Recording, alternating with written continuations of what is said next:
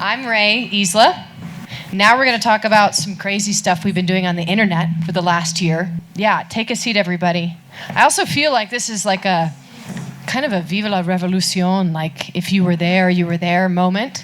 You know what I mean? Like we're on the floor in this speakeasy talking about disrupting the system, and then they're going to come for us, sort of thing. So I guess I could stand, but I think I should sit because otherwise I have some sort of power over these people, which I do because I'm the moderator. Or maybe we do like an eeny, meeny, miny, mo. No, I'm just kidding. Musical chairs. I love it so much. All right. So, yeah. This is a musicians panel, so it's going to be really cool and chill. Just kidding. I prepared questions. Everybody ready? No, let's start by going down and just giving like 1 minute or less sort of blurb on, who you are and what you've done with your entire life. Okay? And we're sharing microphones, so here's mine. I'm David Berkeley. I have 2 children, 16, 13, and a wife. I live in Santa Fe. That's amazing. Let's go. I'm Sammy Arriaga. I did not sing before this. I'm just a brand new Sammy Arriaga. I'm from Miami, Florida, originally. I'm 31 years old. Live in Nashville, Tennessee, and do country music with a Hispanic twist. And I also do music NFTs. Yeah. Hello, everybody. My name is Nessy the Rilla, hailer from Detroit, Michigan. I see music as a highway. I kind of just swerve throughout the lanes and do what I feel. So, I'm in Web3 and music NFTs as well. And thank you guys for being here. Hello, my name is Emma Miller. I'm from Scotland. I am an independent artist making... Do you know what my tagline is actually on all my socials? It's releasing... No, I don't have it. It's like releasing music on the blockchain and beyond. So that's what we do.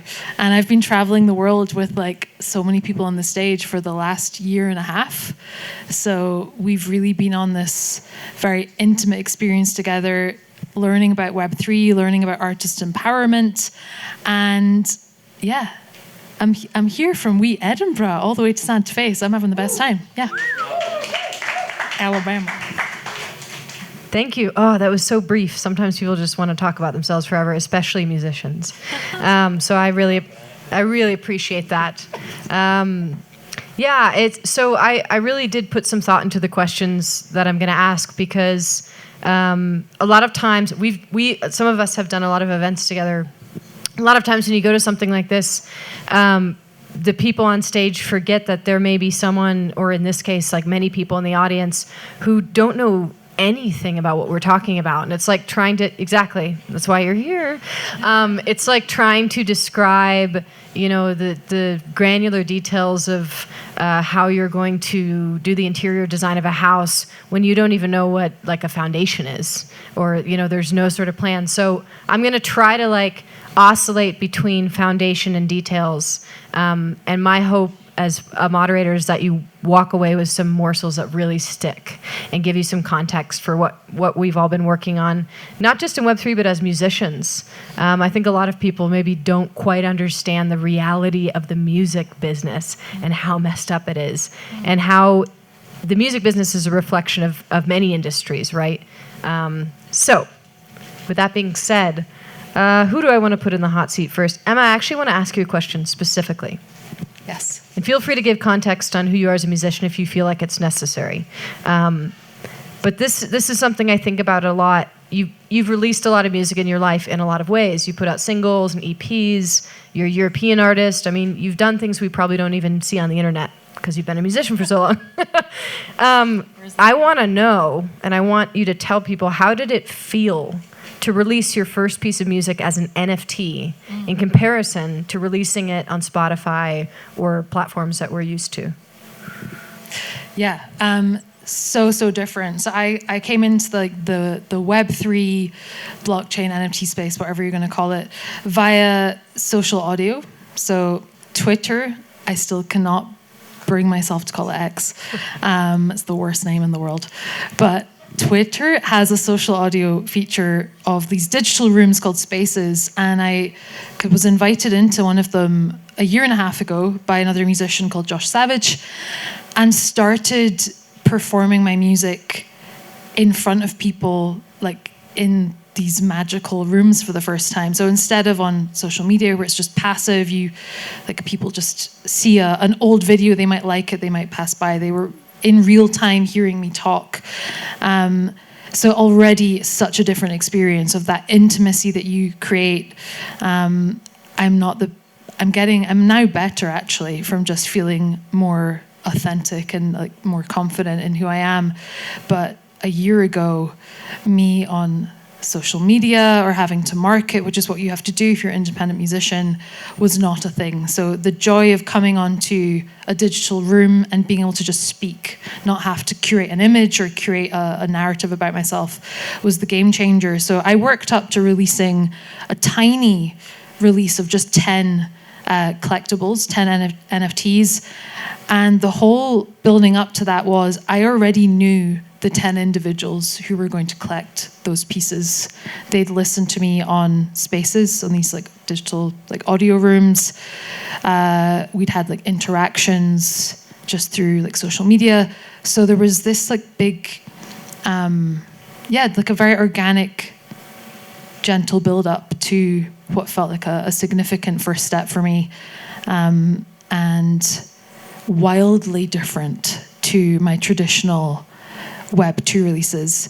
We're going to talk about like Web 2 and Web 3 up here. I personally think this is not going to be a thing. Like in 6 months, a year's time, we're not going to be talking about Web 2, Web 3. It's just an easy way of talking about like traditional things and the blockchain.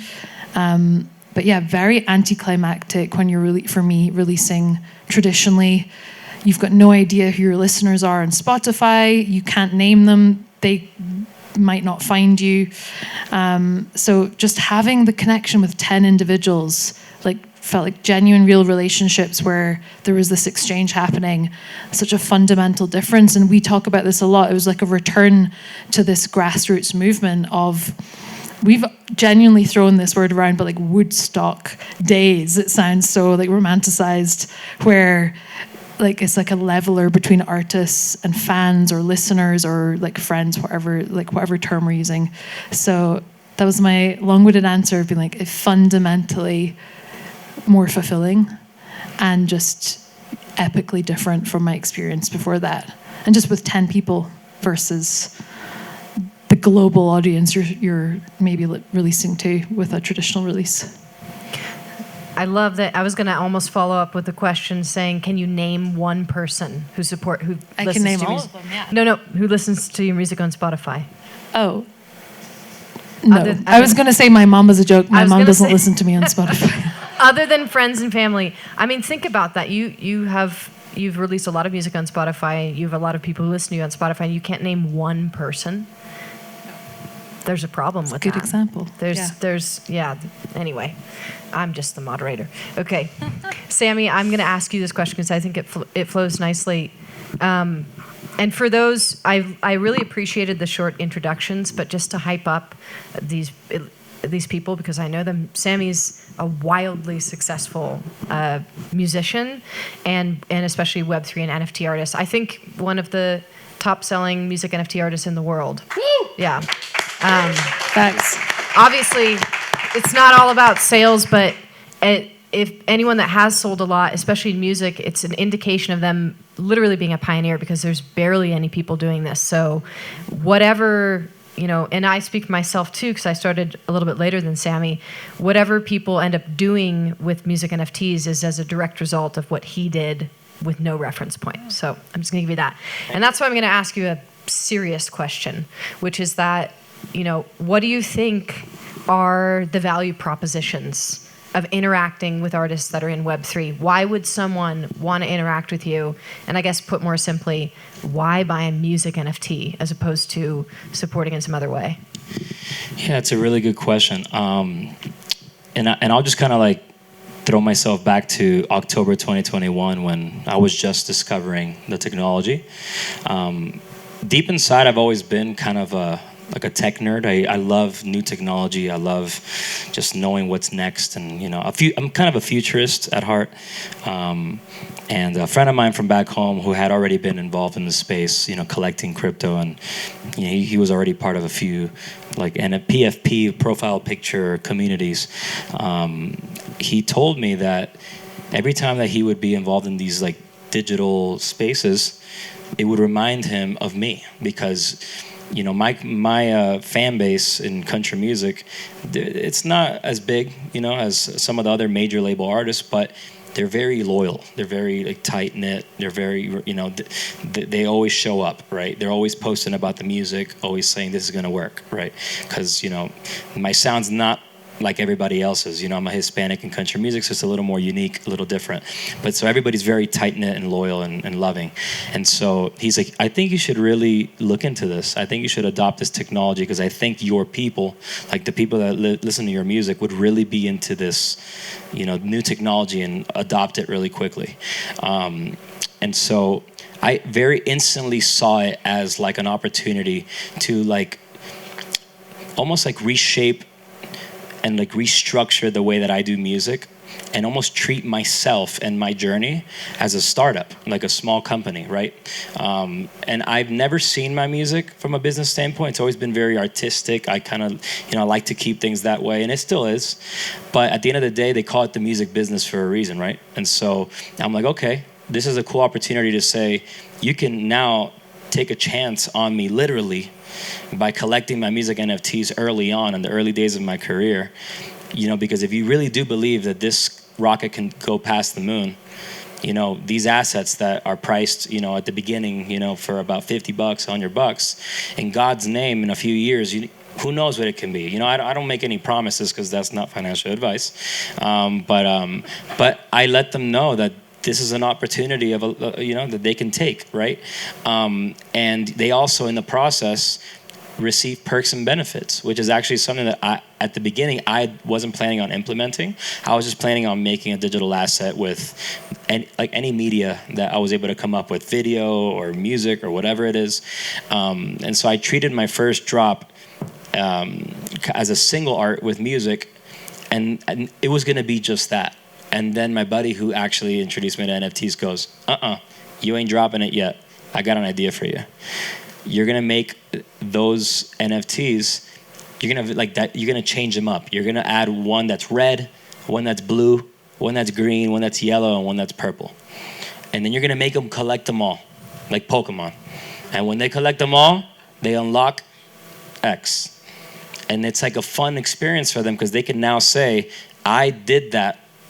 I went through that little process and I earned X. Here's a hat that I got directly from Sammy that he FedExed me from his FedEx office down the street from his apartment.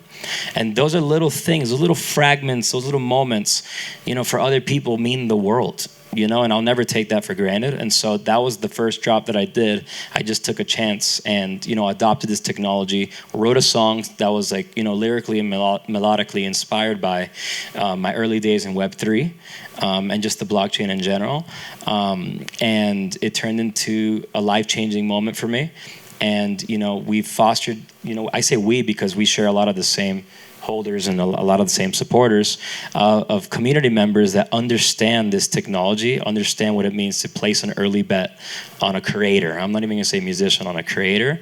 And they're long-term holders, because not only do they believe in the tech, but they believe in the creator. So, Hear, hear. I think that's great. I mean, you touched upon so many things that I think are universal concepts that people don't necessarily link to music. And I think it's because of a lack of understanding of the music industry. But I mean, you talked about speculation, which is something that happens in visual arts. It's like, buy that painting because you can sell it for $5 million, and in God's name, as you said.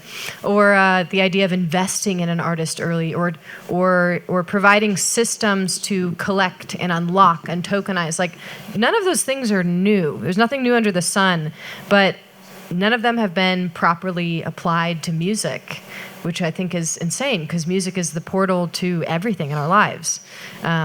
So that was great. I want to roll back the clock a little bit. and take us out of NFTs for a second. Well, no. Yeah, but in the context of this question, yes. So as an artist who's sold a lot of, or minted a lot of music NFTs, I think I've been thinking a lot about what it means to release. I asked you, how did it feel to release a song as an NFT? I want to know, you were putting out records. The earliest I could find was 2002. I'm sure you had some demos before that. But let's say you're putting out records 20 years ago, NFTs to the side. How was it putting out those albums then, as opposed to, all right, I'm making an album, it's time to put it out on Spotify and all these other places? What's the difference? Again, sort of a focus on how it feels. Yeah, I'm like the dinosaur up here, and unlike Sammy, I'm not techie. I'm not exactly a Luddite, but I do spend a lot of my time trying to get my kids offline, and so I find myself here in an interesting position where I could be your father. And so I'm finding myself in an interesting position just because there's a lot that attracts me to what everyone's talking about, and also I have this gut reflex against a lot of it too, just to let people know where I'm coming from. Yeah, I mean, I've released records in a lot of different ways, with labels independently, with distribution, with radio promotion, all these old models. And for people who don't know, as Ray mentioned about the music industry, it's basically dead. Like, there is not really a model within the old structures, and that I'm aware of because I've lived through it. At this point, when we do release on Spotify, I mean, I make vinyl now. People still buy vinyl, but most of people's listeners, like people I met here, the immediate thing they do is look for you on Spotify, and then that's the way they access your music, which we make nothing from. And the only way we benefit really from Spotify is if you then pay attention to who you're listening to as it's streaming in the background, and you come to our shows and you buy our merchandise and you tell your friends, and you get we build a fan base that way. But just by listening to me on Spotify, I don't see that money. And that has changed in my career span, where I used to sell a lot of records, and now I still sell at shows, but I don't go to the post office that much. When I moved to Santa Fe, I knew all the people at the post office, and now I don't really anymore, and that's sad. So, I mean, what I've done as opposed to these pioneers is I've gone actually more analog. So I've written a couple of books that have paired with my records. I have a side project where we're releasing a podcast where we're going to release the record with an episode of a podcast. So each single will have a whole story that's behind it. But the models aren't necessarily lucrative. And so for me, it's this attempt to figure out where the money comes from. I care very much about being in the world and playing music for people. I tour a lot, and I do have a fan base that I feel connected to. So one difference I feel a little bit from what we're hearing is I don't know my Spotify listeners, but I do feel like I know a lot of my audience, and I have personal, sometimes more personal than I'm comfortable with, connections to some of them. That part I'm still curious about how that relates to my career, but I will fully admit that the old models are not healthy or even really existing anymore, and so it is exciting to hear that there is an alternative that you guys have figured out. Cheers to that. Yeah. I think you touched on something which is surprisingly a hot topic in the Web3 music scene, which is touring and playing live. I personally don't understand why there's a divide. There are some people in the scene who are against the model of touring and playing live. I'm a live performer my whole life, and I think you'll see I've been in the stages. So I would say that music NFTs and this whole the technology is not supposed to replace human connection. It's supposed to allow us to find those people that we were meant to connect with that aren't necessarily within our proximity. I think there's a lot of use cases where what NFTs really give you, or what creating something within the blockchain, which is decentralized public information, versus Spotify, you can't see anything. There's a curtain. It gives you access to data on people who deeply care about you. And then you can go and route a tour, perhaps based on that data. That's why we're all here in Santa Fe, because there are people we know that care about us here. And a lot of us have played shows all over the world because there was 1 or 5 or 10 people who wanted to create sort of an energy in an event. And it's grassroots, but it's powered by extremely powerful technology. So that's I think you're going to do great. Okay, Nessy, I want to pick on you. You ready? Oh boy, here we go. Yeah, so I was going to save this one for later, but I think it's a really good topic. For anyone in here who has spent a little bit of time in the scene or on Twitter or on X, whatever, you've probably heard that people describe it as a grind. It's like it's a lot of work. You have to learn a lot of things. You have to show up. You have to do a lot of things. It can be very taxing on the body and on your personal life. I'm Ray, and I'm a Twitter addict, surviving Twitter addict. Nessy, I want to know, you've had a lot of success in this scene. You're here. You came from Detroit. You also have a family.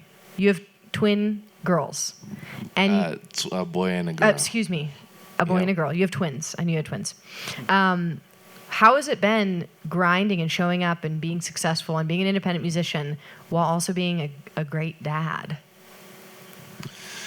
It's tough, to say the least. You know, they'll be 2 November 10th. So it's been a battle balancing being a father as well as being a founder, as well as being a musician, being a friend, being a brother, being, so many things, so many hats that we all wear. So I feel like it's definitely been inspiring at the least, because I've been able to not only provide for my children, but to show them in the midst of just everyday life, like I'm with them just about every day, waking them up, giving them breakfast, bottles, playing with them, putting on Miss Rachel, naps, what I'm saying, the whole 9 to 5, at the same time still being on spaces, playing music, getting to know different communities, so it definitely is a blessing, and sometimes it can be a struggle, but at the same time it really is just that extra battery pack, that just keeps me going, as well as just the space in itself, because just coming from Web 2 to whereas like you've been to the open mics and you've paid to open up for people and you tried to connect with people, but it's just not hitting the same exact way, to now doing that for 15 years, mind you, to now you're in a space where you've been there a year and a half and you're able to play music, your art, to people all around the world from the comfort of your home, while you're making those baby bottles, while you're cleaning up and changing diapers. And there's been plenty of times when I've been on the space and I'm like, hey guys, give me a second, I gotta change a diaper. And that's the beauty of it, people are accepting you as you are. It doesn't have to be a facade of like, oh, I'm this, that, and the other. Like, no, we're just accepted of who you are as a person first, So it's definitely been a blessing. I've had plenty of run-ins with labels before this, and it came to a point where I was like, man, why did I not get signed? Why are people not seeing my worth? But it was all for a reason, to lead me to this space of Web3 and music NFTs, to where I've been able to connect with people that genuinely want to see me win and also want to support me in my journey. Like I was in this space maybe 3 months, from February 2022 to maybe April or May, and I was having people sending me formula solely for the twins and sending me teddy bears and clothes.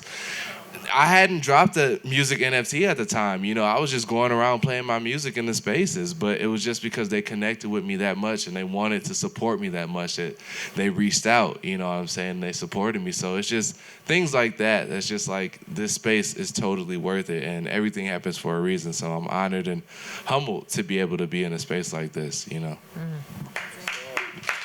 Let's go.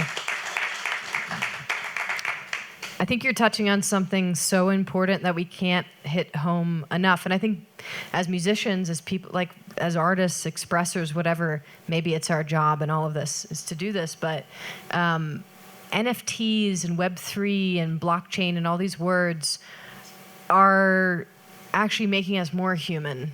They're allowing us, I actually think that decentralization is a response to the homogenization of humanity.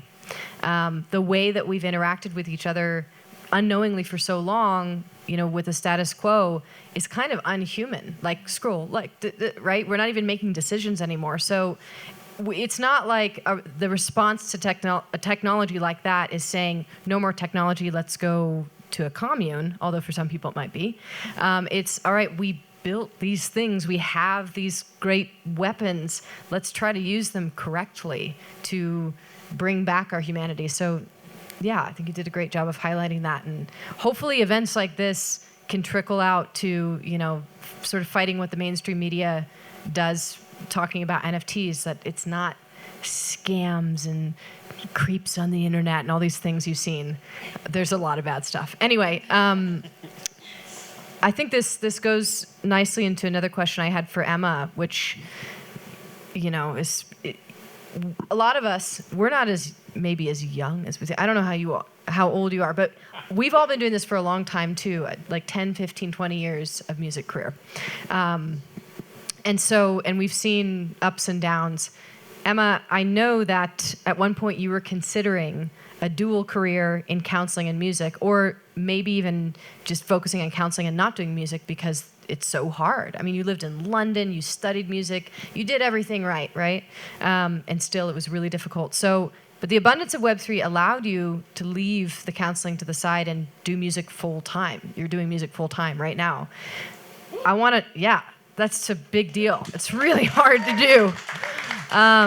So I'm curious, after the last year of Web3 and the abundance and everything that you've learned, how do you feel about having a dual career, or how do you feel about that decision, or that decision that you almost made? I guess, where are you at with your relationship to being a professional musician? Yeah, do you know what? There's something I think about, not so much now, but thought about a lot. And I just read a book, actually, about the myth of a starving artist. And that there's starving artists and thriving artists, and often the starving artist is refusing to take extra measures or has a certain pride. And one thing I want to get straight is nobody is telling you need to make a living from your art. And if you are an artist that never shares anything, you are still an artist. If you have a day job and you write, you make music, you're still an artist. But a lot of us want to make that transition into being full-time, having it be our world, and you have this inner grappling of, what does that mean? What do I sacrifice? What do I sell out? I don't know, you go through all those questions, or am I not a real artist if I have a part-time job? So yeah, I did a songwriting degree in London. I was there for 5 years. Kind of burnt out, actually, from working a part-time job and doing music full-time. Came back to Edinburgh, back to family, back to the great outdoors. And thought I was also really sick of the self-promotional aspect. I think it's just part of the job. As an indie artist, you have to promote yourself. You have to promote what you're doing. You're your own marketplace. And I just really struggled with that. So counseling almost felt like the antithesis of that. You're listening to other people. You're providing a service. You're giving back. So I did a 2-year course, thinking, this is my thing now. I'm going to do music as a wonderful passion. And yeah, entered Web3 at the same time. But my thoughts on it, I don't know. It was so obvious to me that there was a fundamental difference in what was happening with us and our experience of connection through Twitter Spaces, through the culture around the blockchain. Definitely the music scene and the art scene, the fine art scene, is so different to the trashy rest of what a lot of things can be, just like the internet was when it first started. But yeah, I think have part-time jobs, do whatever you want, do whatever fuels you, keeps you sane. But that transition did feel like really wonderful to be able to come full circle and just for it to feel, nothing like the circuit of London or the industry. And just something else I wanted to touch on just with the conversation is, again, there's been this education, certainly with us and our holders, of them really understanding what isn't on offer for artists, like the lack of financial retribution with streaming, with so many other models that exist. And I actually think so many people that are fans of you and what you do are looking for ways to support you, and they aren't there. There's not opportunities to support. So this is one way which I started to understand, by giving like other opportunities for people to genuinely back you. You need patrons as artists. You need people to fundamentally get behind you. I'm also starting a Patreon, which is like my Web 2 version of what I'm doing in Web 3, just because I've come so far in my psychology of understanding like I do want to be backed by people. And that's kind of comes back to like the thriving artist, the starving artist model of like be open, like invite your patrons in to reach out and that's, I don't know if it's completely answered your question, Ray, but it's kind of where I've come to in that like couple of years from turning my back on music for a bit. Yeah, that's great. Totally answered. And I think within that answer, you probably answered some silent questions that are in the minds of people in the room. So I want to do a slight pivot. I had a group question prepared. Do we know the word royalty? Yeah? Yeah, it's a simple word, except it can mean so many things, especially in Web3 and across industries. I just moved to LA recently, and so obviously the strikes have been everywhere. And, I've been learning as someone who's in the music industry, the film industry is just as bad. And people who have contributed their lives and their work and creativity to huge shows have never seen a penny after that check, right? And I thought it was just music. We never got that check to begin with, so like they're better off. So yeah, I would say it's a pretty general thing that like artists need royalties. Well, in a more insular way, there's a hot debate in Web3, which is that, there's sort of a standard royalty on our assets, which was 10%. And that's a lot of what built the marketplaces and the places that we release NFTs is that, the artists get residuals every time something is sold. And so it's everybody wins every single time. Well, the marketplaces stopped enforcing those royalties. And now, of course, we've seen things change. So this doesn't necessarily apply only to Web3, but I kind of want to ask the group, like, I don't want to put words in your mouth, but I think I can agree that we all, I think we agree that royalties are good, right? Okay, so I didn't put words in your mouth. Why are they so important? Whether it's within the context of NFTs or, publishing royalties or whatever, like, maybe in one or two sentences, why do they matter? Not just for artists, but for the entire ecosystem. Let's go down the row. Yeah. Go, David. One of the most appealing things that I've heard about Web3, even before tonight, because there's been a lot that's been appealing tonight that I've heard, but is this model that resales kick back to the artist, because it seems like that's an incredibly fair model that we've seen in so many different realms in the art world that, how much did Van Gogh make in his life, and so I want to always see a share of how people are using my music and accessing it, whether it's in a resale or just how they listen to it or use it, because I created it and I worked really hard on it. Yeah. I personally think, just to add on top of what he just said, royalties are very important to kind of streamline them back into creating even more art. Music is not very cheap to make. It's very expensive. Gear is very expensive. People's time. There's mixing engineers, mastering engineers. When people say you should make a song, it's like there's a lot that goes into that phrase. And again, it's not their fault for not being educated on that, but when you're in our shoes as songwriters, studio time costs money. An engineer to record you while you're in your own studio costs money. Then you have to hire a vocal engineer to record the vocals, a mixing engineer. It stacks up, right? And so I see royalties as a great way to continue to allow the creator to continue doing what they love to do, to continue feeding the ecosystem, to keep it afloat.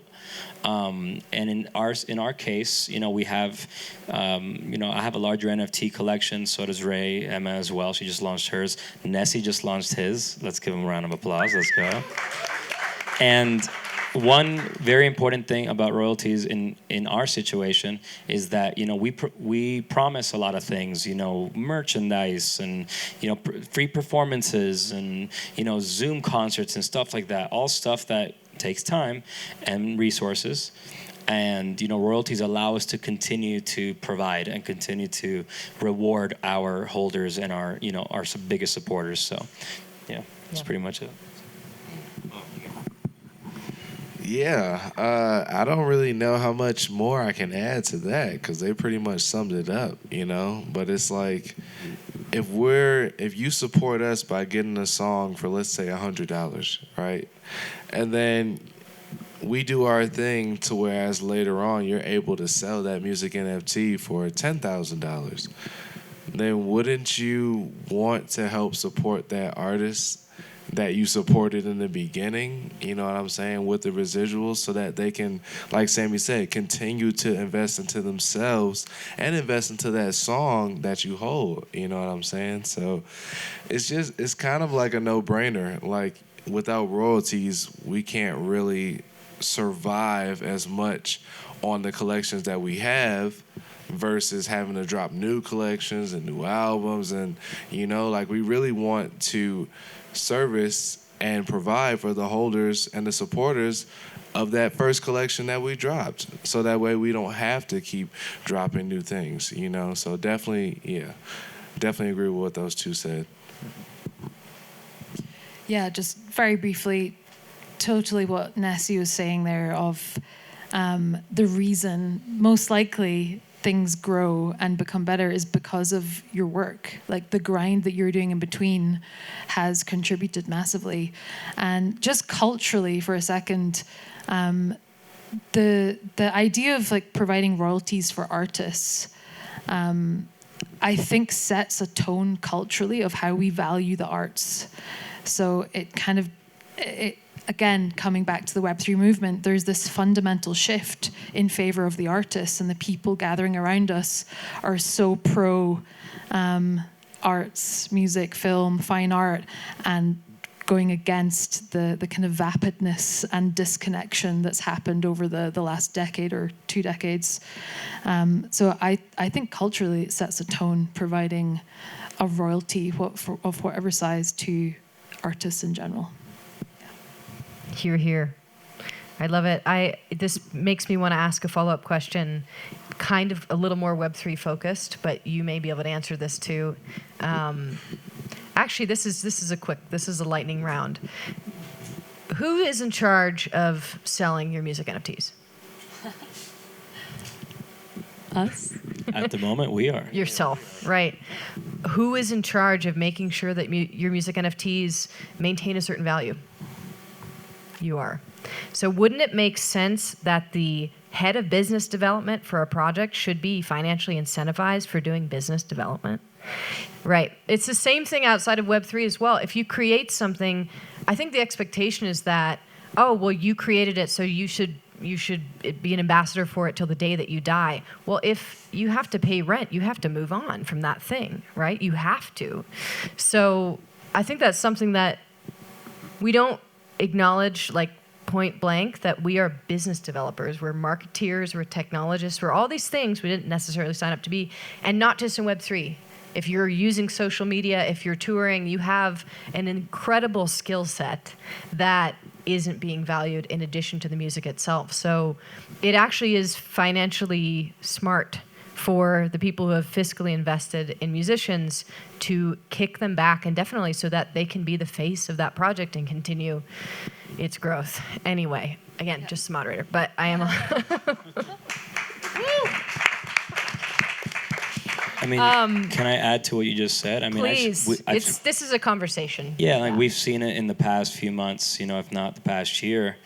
A lot of our favorite founders in the space that would show up daily with, super high energy, excitement, all of a sudden get this like right hook and like be surprised out of nowhere and being stripped of these, of their royalties. They lost that drive. They lost that excitement.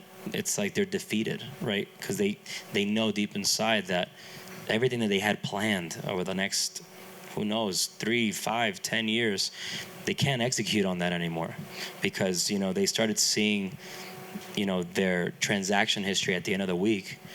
They were making, let's say, hypothetically speaking, they were averaging $2,000 a week on royalties. Now they're $200 a week. It's $1,800 less. It's, what are you going to do with $200? It's like, yeah, it's ridiculous. I'm a victim of that, where, just a few weeks ago, I had about, I'd say maybe $8,000 to $10,000 in sales. I only made about $600 of those $8,000, where before I would have made a lot more. I would have made 10% of that, right? And it was rough, and I had to address it to my community and tell them, guys, we have to really step up our game here. We have to hold everybody accountable. And, if you want to continue seeing this community thrive, you want to see me continue making these beautiful songs that brought this community to life, we have to continue honoring those royalties, So it's a very tough time in the market, but it's definitely like... I'm just going to mention... Guys, I don't relate to those numbers at all. So this is the kingpin of music NFTs right here, and I'm just like, for fuck's sake. Let's go. You know what, though? Abundance mindset. Just saying. Yeah, it's almost like what you're describing is how can you expect someone to execute on a vision when there's absolutely no ground beneath their feet? I mean, it's unreasonable. So royalties. Across the board, film, music, everything. I want to bring this to a close. I know we had perhaps some other things, but I want to ask you, David, based on, Hello. I guess, what you've heard on this panel, maybe, so you, to my knowledge, you have not minted a music NFT. No. Okay. Noob. We got a baby here. Yeah, maybe tonight's the night. Who would collect? I would. Oh my God! I think you got to mint it. I think you have to mint a music NFT. Can someone show him in the lobby, or maybe at drinks later? But okay, based on what you've heard from this panel, what is your take on the opportunity? Like, if you were to wake up tomorrow and be like, "All right, I'm going to do some work. I'm going to take advantage of an opportunity that is in front of me." What is your take on the opportunities in Web3 compared to Web 2, which, let's say, streaming and social media? And then I don't know if you want to compare it to your 2002 and 2004 albums. Maybe that's too much. It might be too much. Yeah. I mean, so let's say you pick up your phone and you're like Web 3 versus Web 2. What does it feel like the difference is? I mean, it definitely feels like there's a lot of beautiful potential, and I'm grateful to be on the stage with you guys. I've had a number of coffees with Jeff and Carrie, and it's been great. But you guys sell it pretty well, even better than Jeff, and he's a hell of a salesman. I think that we're all looking for ways to support ourselves with our art, and as a lot of the artists talked about earlier, the visual artists, to still stay true to our creative passions. And I wasn't sure until tonight if that was possible for me to consider. I wasn't sure what the sacrifices would be, but you guys are really inspiring in what you've managed to do to create new communities, and it's much more beautiful than I had been aware prior. So thanks for having me up here. No, it's great. That makes me realize really quickly, can each of us just go down and just describe what it is that we did with our collections? Like one sentence. What'd you do, Emma? What is your core collection? You tell me, what did I do with my collection? No, you tell me. What did you do? Okay. I'll do it. Because I hold it anyway. What do you mean, what did I do? I mean, I launched... No, what is your collection? It's 1,000 moths. 1,000 moths. It's Beautiful. It's 5 songs of mine that I've had, or that I had for years and didn't quite know what to do with. Didn't want to put them once again onto streaming and have just the same like lackluster experience. So yeah, these 5 songs became a 1,000 piece collection. They're all split kind of evenly throughout the collection. And then I chose this very mercurial creature of moths to be the artwork from like my mom and a graphic designer I worked with, just because butterflies have way too much attention and moths are like darker, edgier, gothic creatures. They go through a metamorphosis. They go towards the light. The songs were really about that, like kind of darkness going towards the light ultimately. So it's like an art project, literally, of 5 songs and moths. And I completely embraced the Web3 side of gamification and traits and different styles and artworks and activating different things. So depending on what you minted and what was revealed, you might be on a different access point to some of the utilities I offer. But yeah, it's the largest collection in the UK from a female artist. And thank you. And it's completely sustained my career so far. And we minted out in May. So it feels like a year ago. It was a few months ago. But it's allowing me to be full-time and realize a lot of dreams, build into a debut album next year. And yeah, that's really the collection. It's a big part of my life. It's kind of my foundational collection in the space, and one I'll be nurturing and looking after for years to come, really, and the holders that currently own it. So moths and back catalog. Yeah. Really, I mean, that sounds freeing to me. Nessy, you want to give us a quick... Of course. So I dropped a project recently called Open Minds, because that's literally what this space has done for me. It's literally just opened up my mind to all the new possibilities, as well as these artists up here, you know? Like, they really just opened up my mind instead of just being like, oh, you're a rapper. Like, no, I'm an artist, you know? It's a 10-song collection. The art is 3D, fully traded, done by the renowned Dino Belli. He did the art for Styles P's Pharmacy Phantom collection. So definitely was an honor to do that. And like I said, like with my collection, I'm just looking to open up minds not only through music, but also through education, you know, through financial literacy and learning different ways of communication, you know, and different styles of music, but also just learning to get that human-to-human interaction more. You know, I feel like technology nowadays, it kind of just divides us in a sense, you know, and I really want to use it in a sense to unite us back together and realize that, like, hey, you are special, you are a one-on-one, and you have something to offer to the world that nobody else can offer, you know, and I want to help bring that into fruition. So, yeah. And every single mint comes with a plushie, by the way. Love it. And we'll finish with you, Sammy. Then we have some great stuff coming up. Okay, so I created a collection last year. It was inspired by a song named Pixelated.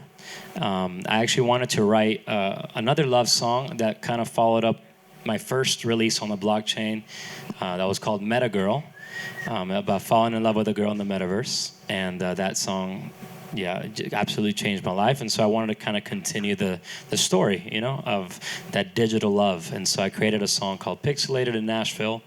And then I met an artist from Ohio. Her name is Chloe Zorn. And I was looking on X, aka Twitter, for a pixel artist, because I mean it would only be right to have a pixel artist with Pixelated, and she absolutely crushed it. She created a collection of 4,000 unique pixelated characters with over 150 art traits that are all randomized throughout the collection. And this is the first time ever in my music career that I, in the studio, produced one song in more than 12 genres. So I took the same lyrics, same melody, but then I reproduced the music in country, salsa, symphony. We hired a string quartet to like do the strings and everything. Everything was real, recorded in Nashville studios. I mean, the list goes on. And so I thought it'd be a really cool gamified experience to collect all 12 unique versions of the song. And as you go through the process, you know, when you collect one, you unlock X. When you collect 3, you unlock X. When you collect 6, etc. So the you get higher in the tier system, the more of the versions that you collect. And so we created that. It was the first ever PFP collection of that size created by a male singer-songwriter ever on the blockchain. And it's absolutely changed my life. That collection has now generated a little bit over 350 Ethereum. And, you know, we've just been circulating it right back into the ecosystem, continuously rewarding and, you know, nourishing our loyal supporters that allowed that moment to happen. So, yeah, if you guys want to learn more, we'll be hanging out after the show, yeah. Yeah, I think you can find all of us on X, but you can also find all of us in the lobby afterwards, which is probably quicker. That's the end of the panel. Thank you guys so much, David, Sammy, Nessy, Emma. Let's keep going. Another tour stop. Yeah, all right. You guys go. Thanks. Me outie.